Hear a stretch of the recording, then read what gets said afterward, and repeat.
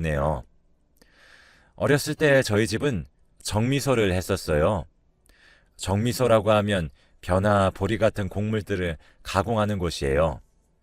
그 시절에 사시던 분들은 알겠지만 정미소를 한다는 게 참 돈이 많이 되어서 저도 남부럽지 않게 살았었죠. 중학교를 같이 다니던 순자라는 친구가 있었는데 그 집은 어머니가 장에 나가서 나무를 캐다 파는 걸로 돈을 벌었었고 아버지는 한양처럼 지내시던 분이라 너무 어렵게 살았었어요. 그래서 딱한 제 친구 사정을 듣더니 부모님은 너무 안 됐다며 저희 집에 딸려있는 옥탑방에 살게 해주었죠. 새 식구가 살기에 좁다며 오히려 미안해 하셨던 기억이 있습니다. 그래서 그 집이 어려워 돈이 없으면 그냥 받지 않기도 하고 또 생활 형편이 조금 괜찮을 땐 받으시고 그러면서 정말 친하게 지냈었죠. 그렇게 저는 고등학교로 진학하고 친구는 그 어린 나이에도 공장에 들어갔습니다. 워낙 어렵던 시절이라 어린 나이여도 그냥 일을 시키던 때였죠. 그렇게 친구는 어린 나이에 그래도 꽤 많은 돈을 벌었어요. 그러면서 안 좋은 친구들도 만났던 걸로 기억합니다. 저는 야간 자율학습이 끝나고 11시쯤 집에 돌아올 때 친구는 집 앞에서 친구들과 담배를 피기도 했었고 오토바이를 몰고 다니는 남자친구들과 어울려 놀기도 했었죠. 그러다 가끔 순자는 저에게 이런 내가 부끄럽니? 라며 민방한 얼굴로 숨죽어 물을 때도 있었습니다. 저는 예, 친구 사이에 그런 말이 어딨니? 그런 말 하지도 말어. 라며 툭툭 치며 웃어 보이기도 하였죠. 그래도 순자는 때묻지 않은 순수함이 있었어요. 어느 날은 기말고사 시험을 준비하던 저에게 손수 싸온 도시락을 주며 예, 이거 먹고 힘내. 내가 못하던 공부 네가 다 해줘야 한다. 라며 쪽지를 써서 챙겨주던 날도 부쩍 있었죠. 또 어떤 날은 본인에게는 비쌀 텐데 필기도구를 사서 우편함에 넣어놓고 쏙 숨는 날도 있었습니다. 그런 친구가 있다는 게 저는 오히려 더 행복했습니다. 그렇게 저희는 더 가까워졌고 저는 간호전문대학교를 들어가게 되었어요. 친구는 공장 일이 너무 힘들다며 투정 부리더니 제가 대학교 2학년이 되던 해에 결혼을 했죠. 저희 부모님은 친딸이나 다름없다며 비싼 냉장고도 선물해 주셨습니다. 친구는 얼떨떨해하며 받아도 되나 고민하고 있었고 저는 그런 친구의 마음을 읽고는 아빠는 그런 걸 뭘 물어. 그냥 딱 갖다 줘야지. 아빠도 참 이라고 했죠. 제 말에 한바탕 다들 웃어 넘겼습니다. 그런데 제가 대학을 졸업할 때쯤 친구는 남편과 이혼을 해야겠다고 하더라고요. 이미 딸아이가 있었는데 말이죠. 그래서 제가 무슨 일이냐고 물으니 남편이 사실 자신에게 가정폭력을 했다며 정신적, 신체적으로 학대당해 왔었다며 더 이상은 정말 못 참겠다고 이혼을 선언했었죠. 친구는 다시 공장에 나가게 되었고 저는 그맘때쯤 병원에서 일을 하며 친구를 돕게 되었습니다. 그러다 저도 병원에 있던 의사와 2년 열애를 하고 결혼을 하게 되었고 그 당시만 해도 공장에서 취업을 준비하던 다른 여자친구들에 비해 현대적인 여성처럼 보여져 선망의 대상이 되었었죠. 그런데 결혼을 하고 나서부터 제 친구는 제 연락을 잘 받지 않았어요. 저도 결혼하고 나서부턴 다른 동네로 이사를 갔다 보니 친정집에도 가끔 내려가게 되어 연락을 잘 못했고요. 그렇게 가끔 친정집을 가면 오다 가다 마주쳤었는데 저를 너무 대놓고 피하는 게 느껴졌습니다. 그렇게 2년을 점점 멀어지면서 속절없이 보내게 되었어요. 그러다 저희 부부에게 딸아이가 생겼습니다. 어찌저찌 살다 보니 시간이 훅 흐르더라고요. 그렇게 딸의 나이가 20살이 되었을 무렵 동네에서 산책을 하다가 순자를 마주치게 되었어요. 벌써 멀어진 지 23년이 되던 해였죠. 조금 먼 곳에서 인사를 해야 할까 고민하며 멀뚱멀뚱 서 있자 순자가 저에게 다가오더니 제 손을 잡고 이게 얼마만이야? 정말 반가워. 너 얼굴 보니 귀한 사모님이 되었구나. 아직도 귀티가 나네. 늙어도 그대로네.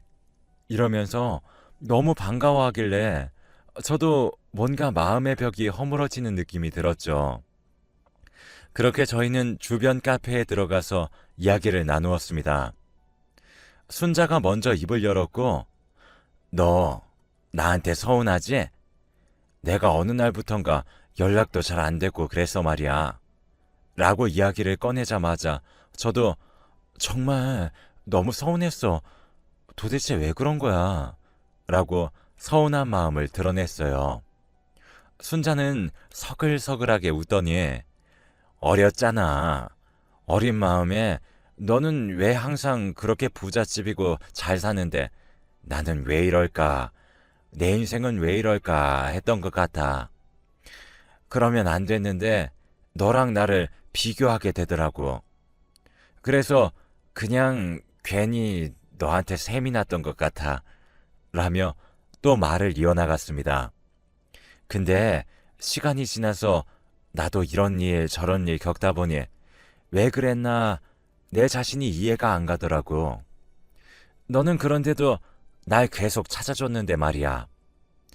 근데 그렇게 깨닫고 나니 너무 우리 사이가 멀어졌더라고. 매일같이 너한테 미안했어. 길을 걷다가도 병원이 보이면 순이는 잘 지내고 있나 아른거렸어. 라고 순자가 저에게 손을 잡으며 이야기하더군요.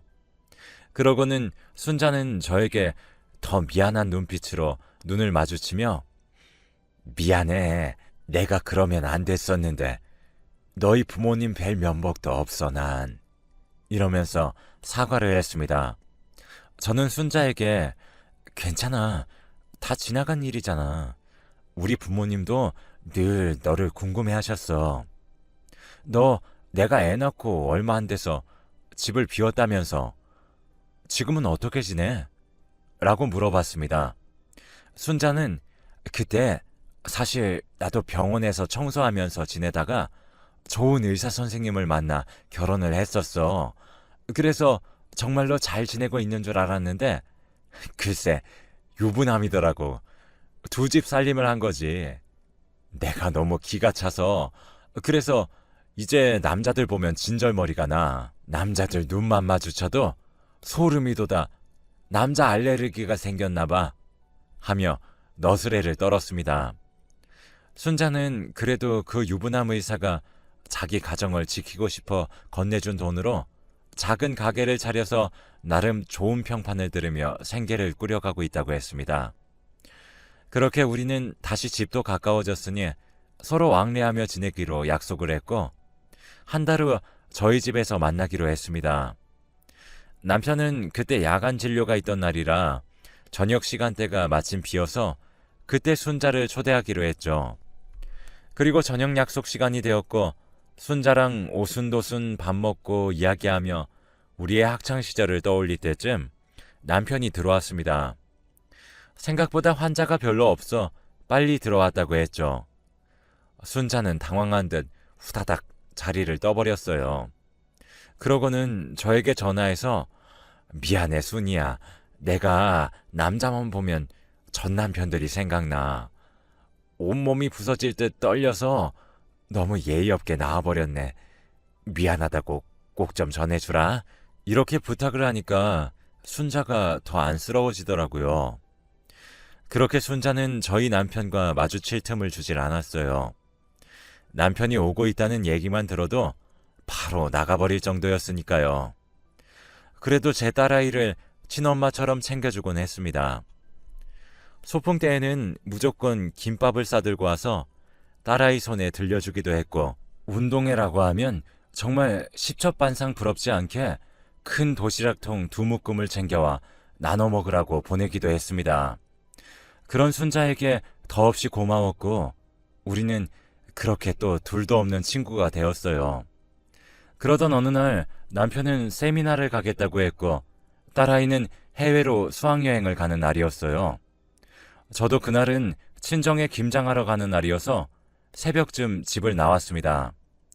그런데 한창 김장을 하고 있는데 남편에게서 다급히 전화가 오더군요.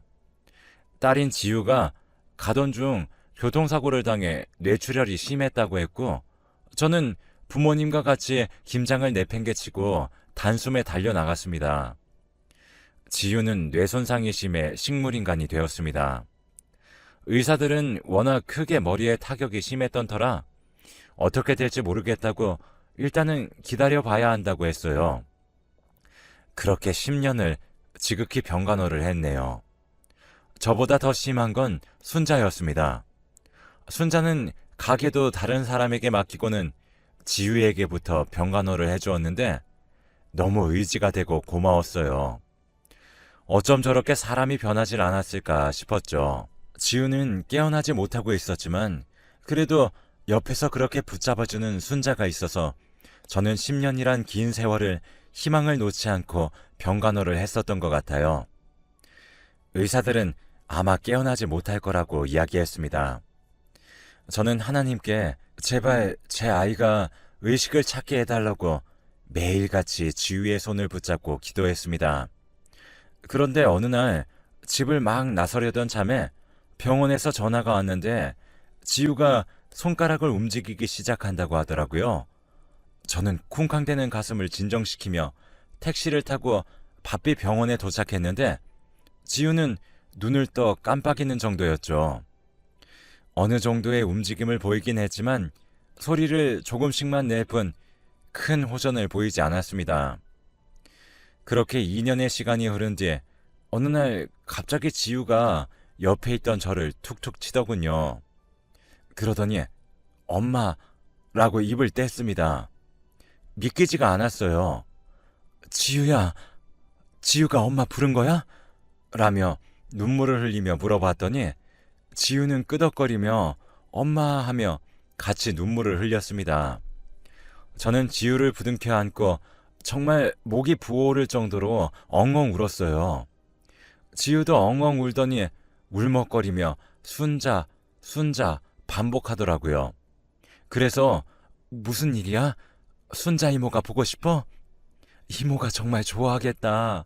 매일같이 널 간호했어. 지극정성으로. 놀라 자빠지면 어떡하니?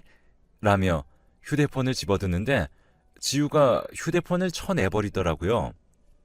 지유는 씩씩거리며 화를 내고 있는 듯 했습니다. 그러더니 어렵게 말을 이어갔는데 충격으로 눈앞이 하얘졌습니다.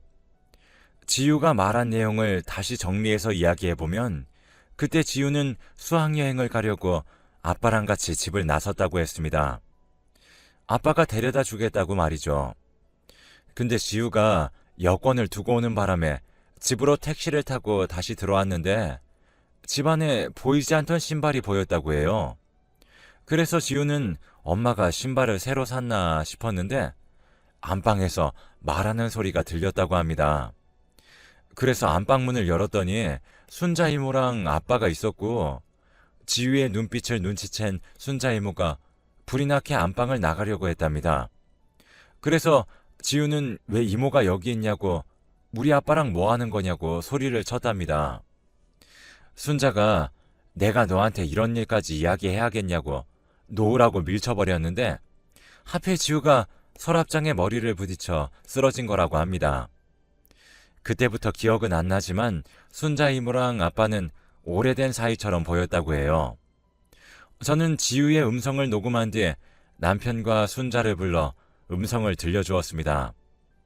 남편은 당황해하며 무릎 꿇고 빌었지만 순자는 뻔뻔한 얼굴로 저를 쳐다보고 있더군요.